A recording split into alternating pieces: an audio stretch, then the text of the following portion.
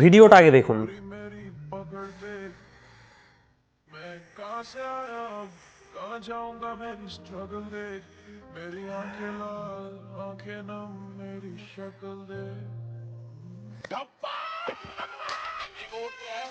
আচ্ছা, সেটা নাহলে বুঝতে পারলাম যে উনি হিন্দু ধর্মকে এতই ভালোবেসে ফেলেছেন, উনি কোথায় দাঁড়িয়ে আছেন সেটাই ভুলে গিয়েছেন।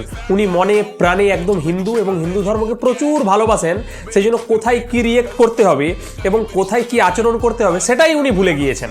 কিন্তু তাহলে একটা জিনিস মিলছে না। আচ্ছা, এই ভিডিওটা দেখুন তো একবার, মনে পড়ে কিনা। और जो लोग अपने आप को हिंदू कहते हैं वो 24 घंटा हिंसा हिंसा हिंसा, नफरत नफरत नफरत, असत्य सत्य असत्य।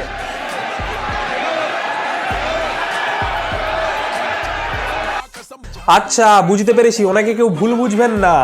আসলে উনি হিন্দু ধর্মকে মনে প্রাণে ভালোবাসে। এই কথাটা বলে ফেলেছিলেন ওই কোনো এক সম্প্রদায়কে খুশি করার জন্য, ভোট ব্যাংক লোটার জন্য।